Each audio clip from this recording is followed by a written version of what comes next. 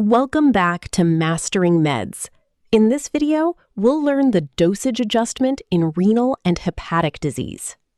Kidney failure doesn't just affect fluids, it changes how drugs behave. By the end of this video, you'll know why and how to adjust drug dosing safely. The kidneys filter blood to remove metabolic waste and excess fluid, maintain electrolyte and acid-base balance, and are major organs for elimination of many drugs and their metabolites. When kidneys are impaired, filtration and active secretion fall. Waste products accumulate, a state called uremia, and drugs that are normally eliminated by the kidney can build up, increasing both therapeutic effect and toxicity. How uremia changes drug handling. Direct effect: reduced renal elimination, filtration, and secretion. Indirect effects: changes in fluid and electrolyte balance cause physiologic and metabolic shifts that alter drug behavior.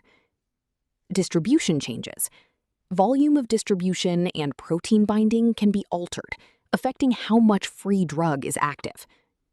Metabolism changes: non-renal biotransformation may be affected. Pharmacodynamics: receptor sensitivity can change, altering both therapeutic and toxic responses. Kidney failure can come from many different problems. Infections like pyelonephritis damage kidney tissue. Long-term high blood pressure overloads and injures the kidneys. Diabetes mellitus causes high blood sugar that damages the tiny filtering units inside the kidney. Certain drugs and metals are nephrotoxic. Aminoglycoside antibiotics, long-term pain medicines like phenacetin, and heavy metals such as mercury and lead can cause irreversible kidney damage. When blood volume is low, from bleeding or dehydration, kidney blood flow drops, causing ischemia and injury. Finally, some substances trigger immune reactions that inflame the kidneys. These are called nephroallergens. Kidney disease changes how drugs behave in the body. We call these pharmacokinetic changes. First, clearance. The kidneys remove fewer drugs, so drug clearance falls and drugs stay in the body longer. This means a longer elimination half-life. Second, bioavailability.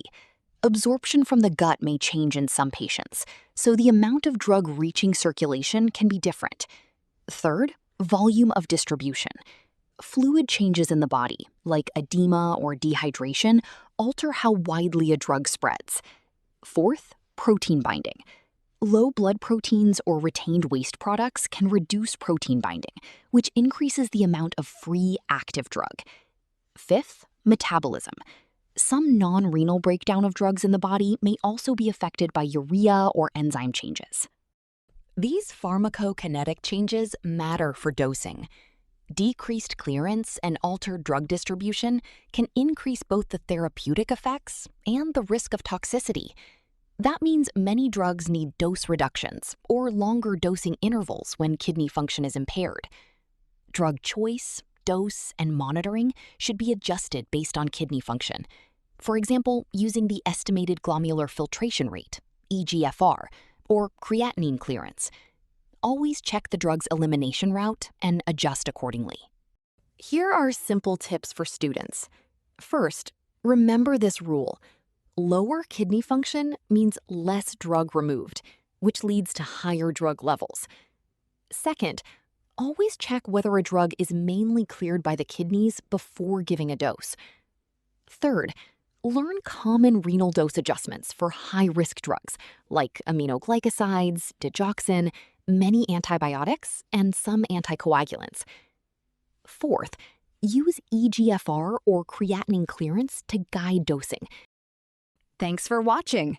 If you're a pharmacy student or healthcare professional studying pharmacokinetics, hit like and subscribe for more pharmacology content.